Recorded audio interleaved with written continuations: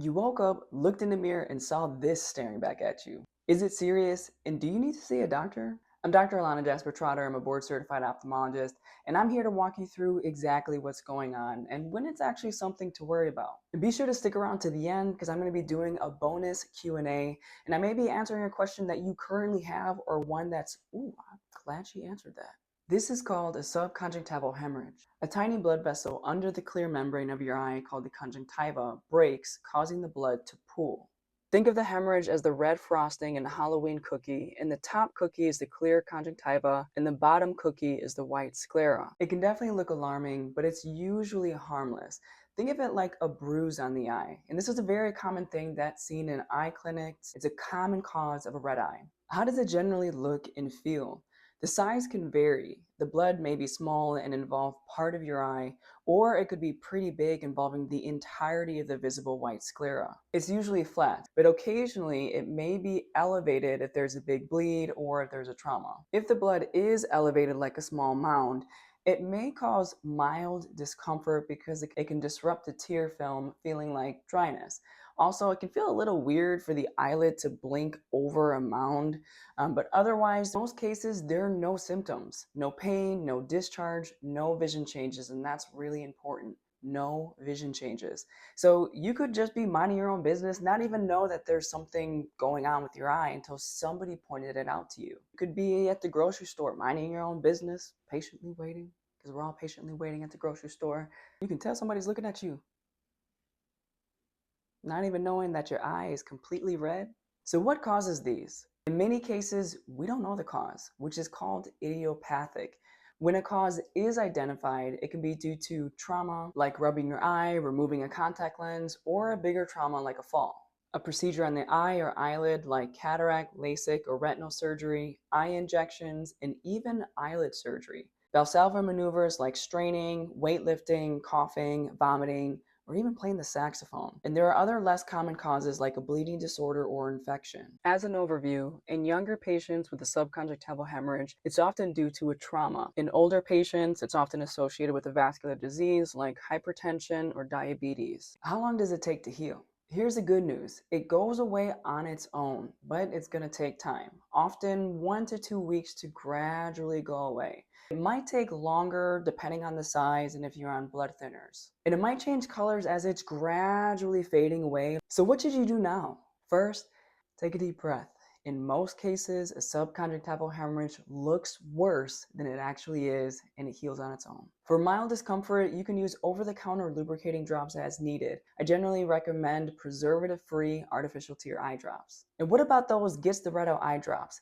I don't recommend them. They're actually not going to help resolve that blood any faster, and it could cause problems. So just keep them on a shelf. Walk on by. If you take a prescription blood thinner, keep taking it as prescribed. It can definitely be alarming looking in the mirror and seeing a bright red eye, but remember, it's going to heal on its own, and there's a reason why you take that prescription blood thinner. And watch for warning signs: pain, vision changes, light sensitivity, glare, discharge, or any symptoms beyond mild discomfort. See an eye doctor as soon as possible. So in most cases, a subconjunctival hemorrhage is a benign, painless, common eye condition that's going to heal on its own. No treatment is needed. Just let the body work its magic.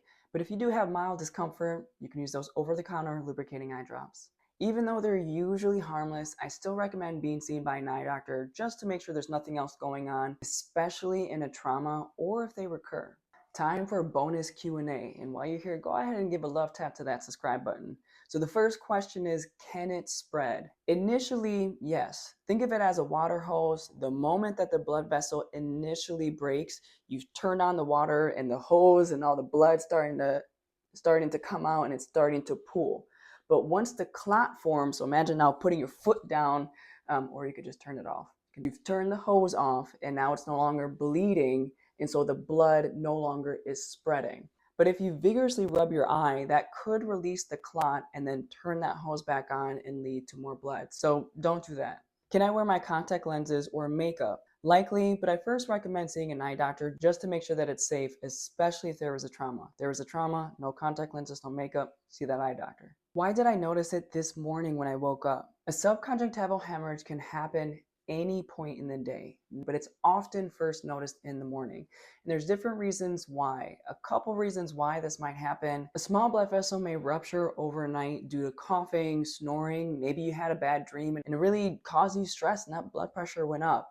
Also, if you went to the bathroom in the middle of the night and you were there for a few minutes and had to kind of work to complete the adventure, you know, basically what I'm getting at is straining. Another thing to keep in mind is that something may have happened the day before, especially the evening before, but you may not have noticed it until the morning.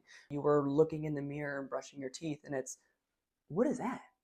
Can I still use my glaucoma eye drops? Yes, keep taking them as prescribed and bring them to your appointment. Can I fly on an airplane? In a routine subconjunctival hemorrhage where there was no trauma, generally, yes. The safest thing to do is to be seen by an eye doctor, make sure there's nothing else going on, and then enjoy your flight. Any restrictions? Avoid eye rubbing, but otherwise no major restrictions. How to prevent this from happening again? So remember, oftentimes we don't know what caused it. It just happened. Now, of course, there could be risk factors like diabetes or high blood pressure that could make one more susceptible, but there are things that you can try to do and avoid to try to minimize the chance of this happening again. Some examples: avoid eye rubbing, be careful when removing a contact lens so your nail doesn't clip the conjunctiva. Try to minimize straining. If constipation was the cause, then consider taking a stool softener.